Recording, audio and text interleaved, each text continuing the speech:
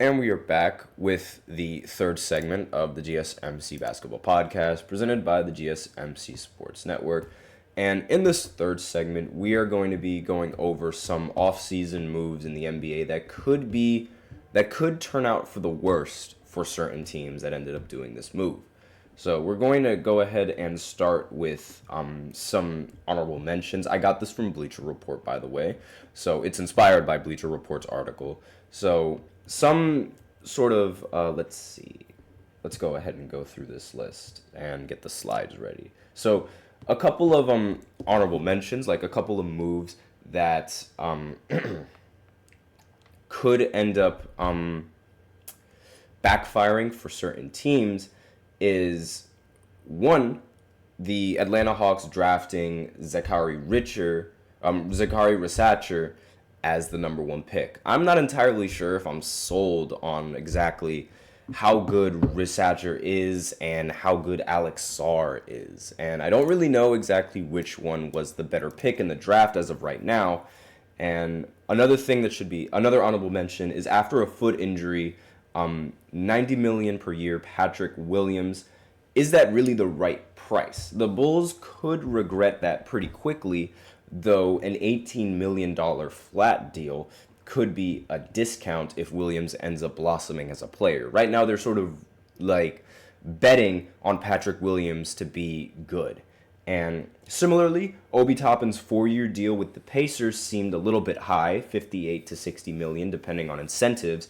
But maybe the deals that haven't been reached prove rather problematic for teams like Houston, who have until the start of the season to extend Sengun and Jalen Green. If both of them blow up, Houston might have to pay a higher price by next July. And that inaction is just as bad as doing something in the offseason. So now we're going to go on to, obviously, the biggest trade so far in recent NBA history. Karl Anthony Towns being traded from the Timberwolves over to the Knicks. Now, this could backfire from the Timberwolves side more so than it can backfire from the Knicks' side, in my opinion.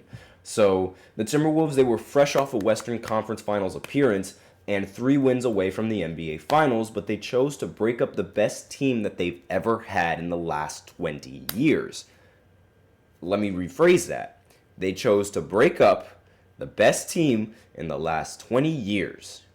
That is a very long time of being bad, being mediocre, having no expectations. That is a very, very long time. And financially, the deal might actually make sense. Randall may fit well, and the team badly needed a guard like Dante DiVincenzo. But is Minnesota going to look back on the 2023 and 2024 season and realize it gave up too quickly on something that was actually working? That's really the big struggle. Because the Knicks, so far, I mean, since they've made the second round every single time, they just can't get over that hump yet. So since they haven't had a roster like that, they aren't really losing nearly as much as the Timberwolves. Granted, they both have long stretches of being bad and being non-playoff teams. But again, the Timberwolves, they do have much more to lose because they made the Western Conference Finals in the previous season. Now, next is the Mavericks investing in Klay Thompson, And obviously, this is another trade. This is another deal that could end up being really, really bad in favor of the Dallas Mavericks. This is another deal that could be really, really bad because we still don't know if Klay Thompson is going to be that kind of guy. We don't know if he's going to be that guy again on the Dallas Mavericks. Now, he could be way more inefficient than what he was last season, and there's also still a lot of scrutiny going into the season because of Klay Thompson going 0 for 10 in an elimination game or something like that, or 0 for 11. I forgot exactly what it was that he shot, but he did not hit a single shot in that game, in that closeout game. And Dallas paying a lot of money to go and grab him, it could be a big risk. However, I'm not entirely sure that's going to happen. I think all of the criticism is just going to inspire Klay to start shooting the lights out against defenses. Now, the Dallas Mavericks, they didn't stand pat as the team that ousted Minnesota before falling to Boston and the Celtics in a 4-1 NBA Finals loss. So instead of adding to what got them there, the Mavericks moved on from wing defender Derrick Jones Jr. for Klay Thompson. Klay Thompson isn't the same kind of caliber, isn't the same defensive player that he used to be, especially after all of those leg injuries. So this would be a no-brainer for Thompson at his best, but a 34-year-old with multiple leg injuries, he's not the same player that he used to be. And the Mavericks have two stars who aren't really good at defense with Kyrie Irving and Luka Doncic, and let go of their best defender on the wing for a player arguably on par with the also departed Tim Hardaway Jr. Tim Hardaway did not play well in the postseason, however. Now, Minnesota and Dallas didn't value continuity, and their choices may lead to different teams in the next Western Conference Finals. Because, again, new teams, just newly generated teams, they don't really mesh well right off the bat, if that makes any sense. And that's sort of one of those things where it's like, this could end up being really bad, or this could end up being really good. And I believe there's time for one more team that I can do.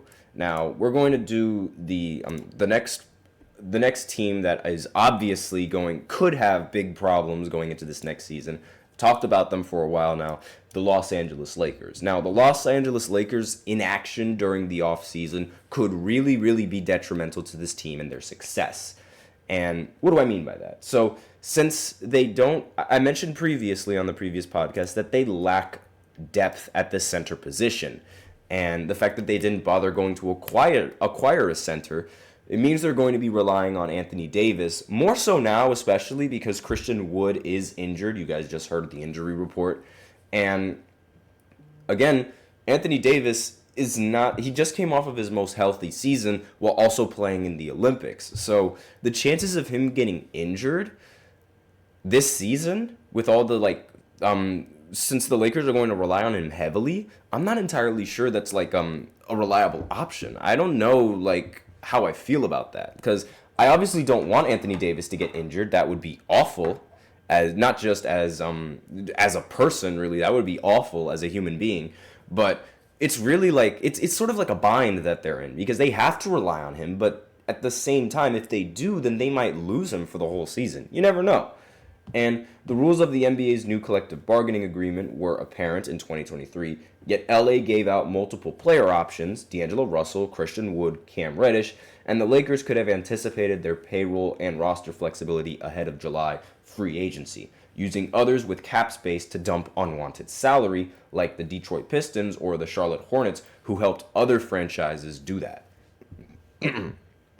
Instead, the Lakers decided to stick with the same team that didn't really get them all that much success. So, if the Lakers all of a sudden can find success in this roster, this is a huge win for JJ Redick and his coaching. Because if this exact same roster can do better than the exact same roster last year under Darvin Ham, then that just speaks to JJ Redick and his coaching. So, that's all that I have for this third segment. Well, not really all that I have, honestly. We're going to go into the fourth segment where I continue to cover the teams that could end up being with the next teams, I'm going to continue covering the next teams who I feel made some rather risky off-season moves. There we go. I don't know what was wrong with my English there. So I'll continue with this list right after this short break. Be sure to stay tuned.